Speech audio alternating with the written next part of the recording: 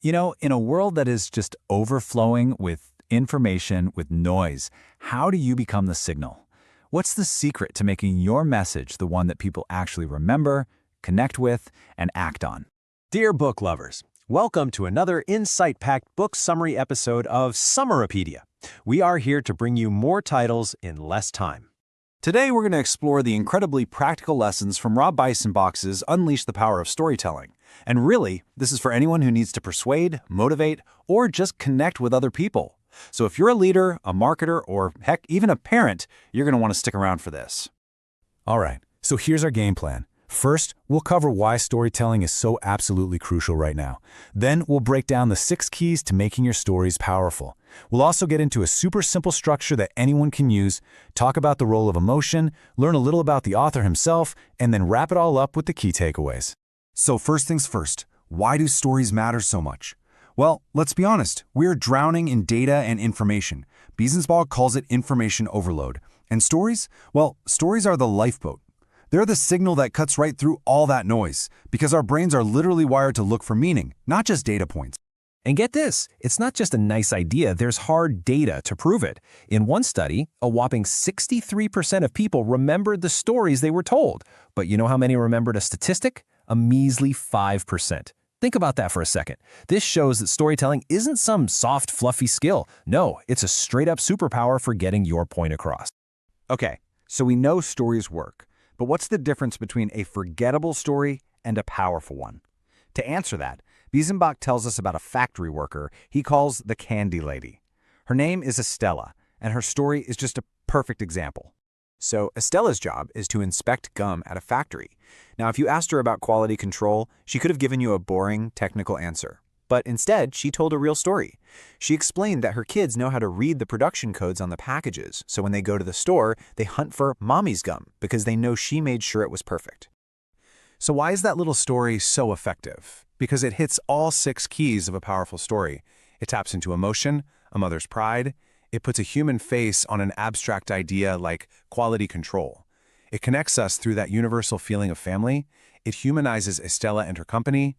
It raises the stakes from just doing a job to making something safe for her own kids.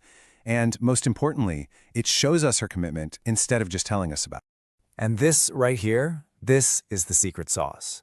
The classic rule: show, don't tell. Look, any company on the planet can say, "We are committed to quality." It's a totally empty phrase, right?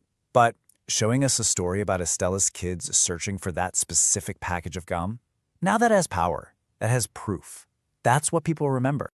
Now, I know what some of you might be thinking. That's great, but I'm just not a natural storyteller. Well, here's the good news. You don't have to be. Biesenbach argues that storytelling isn't some mystical art form. It's a skill. And like any skill, it can be learned with the right tools. And the main tool is this incredibly simple formula.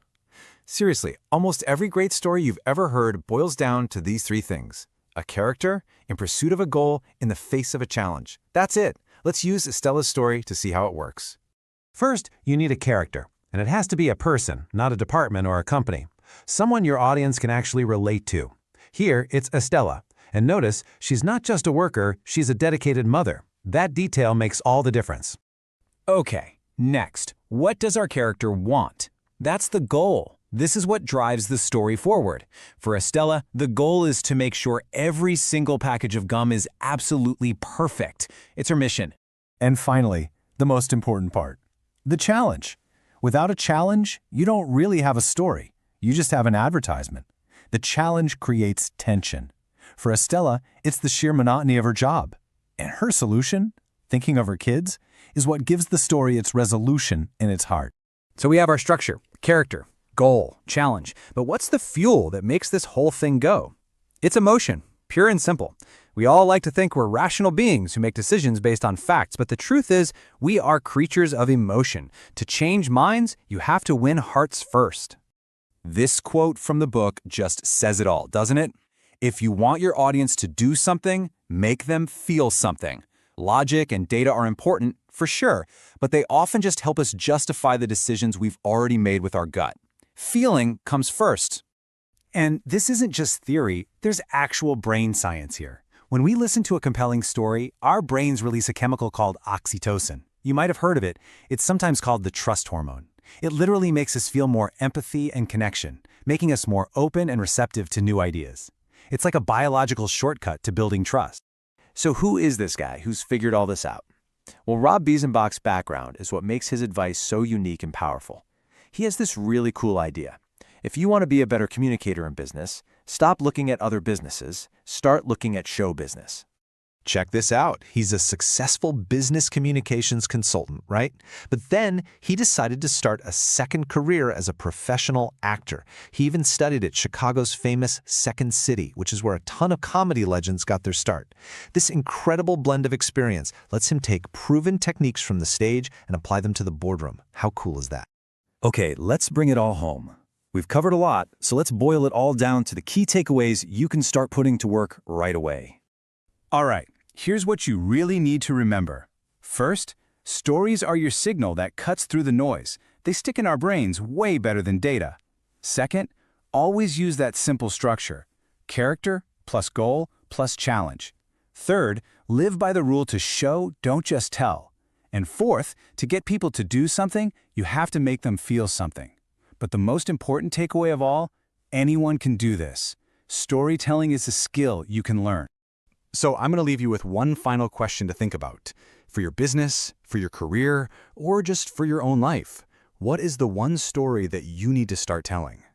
Thanks for watching. Don't forget to like, comment, share, and subscribe for more impactful book summaries from Summaropedia. We'll see you next time.